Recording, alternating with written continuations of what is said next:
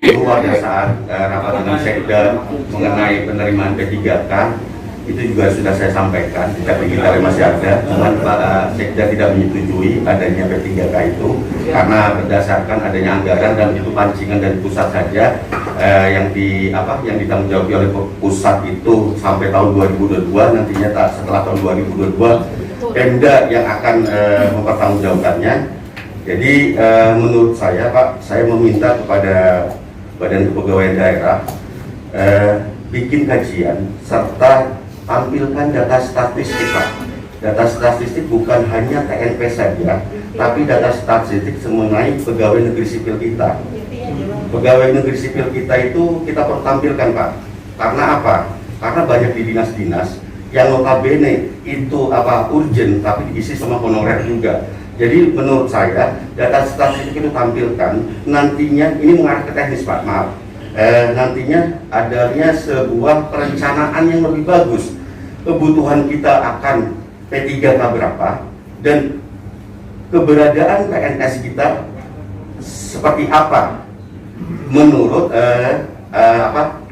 kajian-kajian itu sesuai dengan opsinya masing-masing itu Pak. Jadi kita minta nanti ke depannya jangan sampai rapat ini berakhir tapi kita tidak menerima tentang kajian atau perencanaan.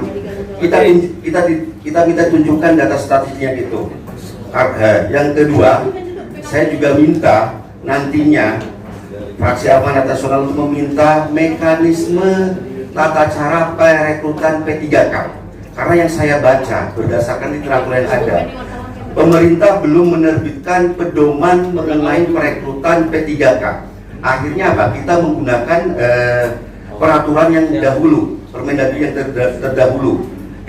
Jadi saya minta nanti itu mekanisme perekrutannya.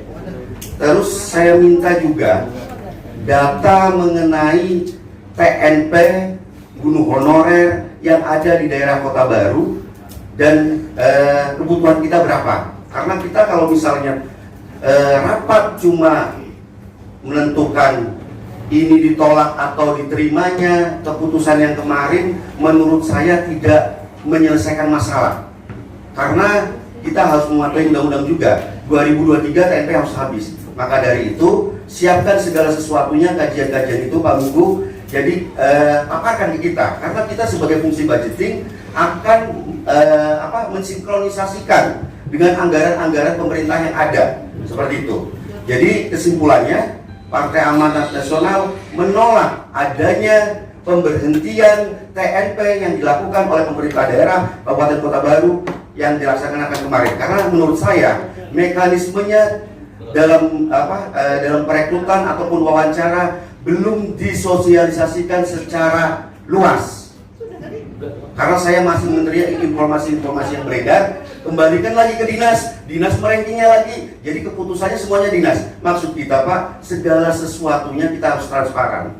Karena sekarang kita sudah dunia digital, kita harus transparan. Jadi apa? Sebenarnya permasalahan ini adanya mencuat seperti ini karena tidak transparansinya mekanisme pemberhentian atau nantinya pengangkatan P3K. Mungkin itu aja. Bahwasanya di masa transisi kita sudah diberikan waktu dari 2015 sampai 2023 itu selesai untuk honor. Bahwasanya padahal kita tahu, tapi itu tidak kita lakukan. Karena apa? Ini menjadi kebiasaan kita. Di saat deadline terakhir baru kita mau kerja. Padahal kita jelas waktu kita ke Mendagri, waktu itu menyampaikan tahun 2013 itu sudah tidak diperbolehkan lagi setiap daerah untuk mengangkat yang namanya honor daerah. Harusnya kita kalau mau bermain di regulasi menurut aturan atau mematuhi hukum, kita akan tahu honor-honor daerah yang di atas 2015 itu pasti ada data. Ini kalau kita mau komitmen. Jadi sebenarnya pemerintah sudah menjadi kebiasaan. Di saat transisi 5 tahun, apa yang menjadi maksud transisi oleh pemerintah pusat?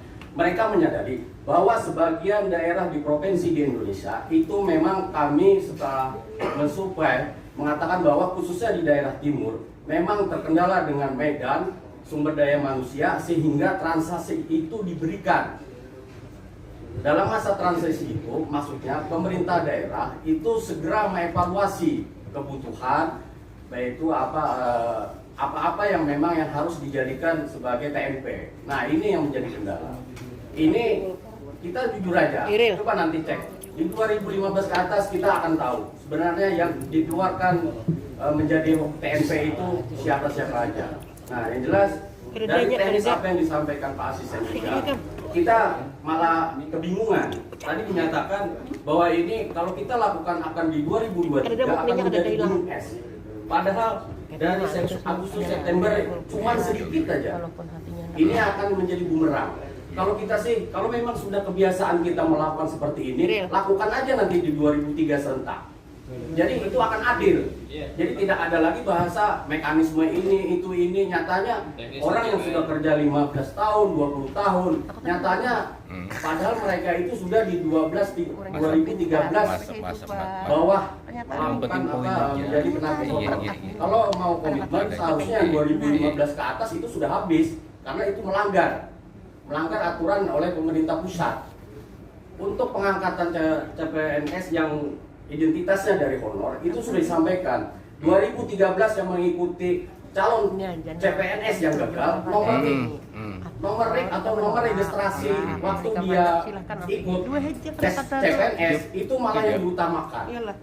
Itu yang diutamakan, informasi yang kami dapat. Nah, kami berharap sih bukan berharap, kami meminta untuk pemutusan TMP ini jangan ada sampai 2023. Kalau persoalan masalah anggaran, kita malu karena kita adalah yang mengambil kebijakan, bukan hanya pemerintah. Kita pun harus ikut andil. Mungkin saja pimpinan. Masih. Alhamdulillah wa syukurillah. Mohon maaf Pak, kami baru datang. Dimaafkan Pak, Bapak. Setelah kami mendengar sebagian yang disampaikan oleh teman-teman, kami tidak terlalu panjang lebar, cuma menolak. Nah, udah. Karena ini kemanusiaan Pak. Sekarang kita berbicara kemanusiaan. Ya, mudah-mudahan ke depannya akan lebih baik. Sekian Pak, Assalamualaikum warahmatullahi wabarakatuh.